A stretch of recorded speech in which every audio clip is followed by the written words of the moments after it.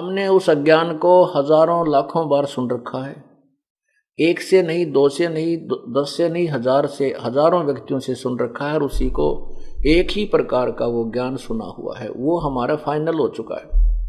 अब इस ज्ञान को हम बार बार आपको सुनाएंगे, प्रमाण दिखाएंगे, तो आपके हृदय में ये समा जाएगा और वो पुराना ज्ञान समाप्त हो जाएगा। इसलिए इसका बार बार रिपीटेशन, आवर्ती करना अति आवश्यक है। जैसे एक ब्रह्मा जी की मृत्यु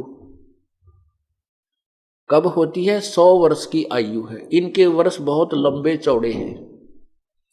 1000 चतुर्युग, सतयुग, त्रेता, द्वापर और कलयुग, 43,20,000 वर्ष बनते हैं एक चतुर्युग में। और 1000 चतुर्युग का ब्रह्मा जी का दिन, इतनी ही रात्रि, 30 दिन और रात्रि का एक महीना, 12 महीने का वर्ष और 100 वर्ष की ब्रह्मा जी की आयु। ब्रह्मा जी के 50 वर्ष पूरे हो चुके हैं, 51वां चल रहा है, वो 51 भी पूरे, शेष 49 भी पूरे होंगे और ब्रह्मा जी की मृत्यु होगी। फिर 7 ब्रह्मा की मृत्यु के बाद एक विष्णु की मृत्यु, 7 विष्णु की मृत्यु के बाद एक शिव की मृत्यु। ऐसे 70,000 बार ये इनकी जन्म मृत्यु एक होलेगी। किसकी? शिव की। तो उस समय 49,000 बार तो विष्णु मर चुका होगा और 49 को 7 से गुणा कर लो, 3 अरब कुछ 63 बार जो है जो ब्रह्मा मर चुका होगा। तब एक ब्रह्मांड नष्ट होगा और ब्रह्मलोक में रहने वाला ये काल मरेगा, ये इसकी मृत्यु होगी।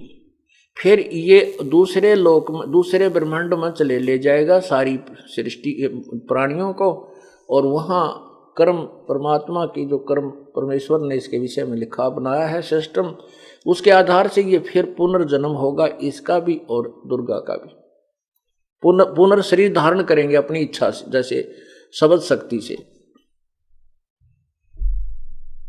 एक सिद्धि होती है जो तन से, एक सिद्धि तनहंस न्यारा, एक सिद्धि होती है जो शरीर को त्याग देता है प्राणी, और दूसरा शरीर शब्द से धारण कर लेता है।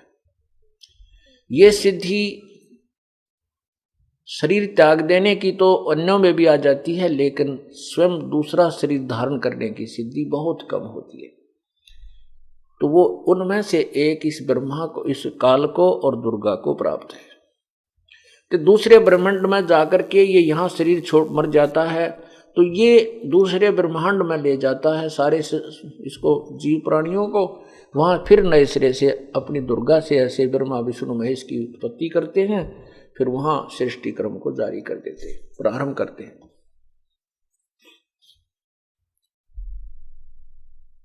अब ये जो एक ब्रह्मांड का नाश होगा और 70,000 बार जब तक ये शिव मर लेगा, एक काल की मृत्यु होगी, ब्रह्म की मृत्यु होगी, क्षर पुरुष की मृत्यु होगी।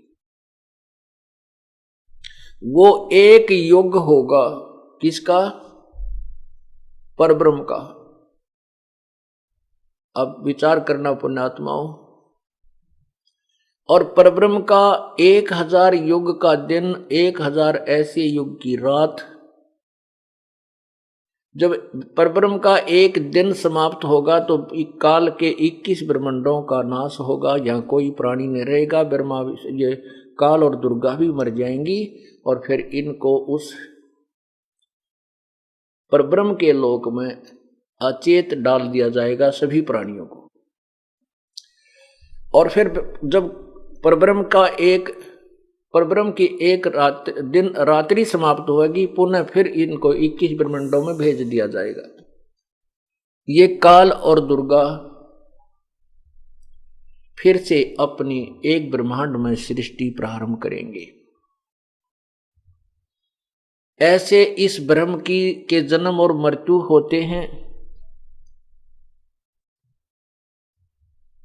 इसलिए वो गीता जी अध्याय नंबर 4 के श्लोक 9 में कहा है कि मेरे जन्म और मृत्यु अलौकिक हैं।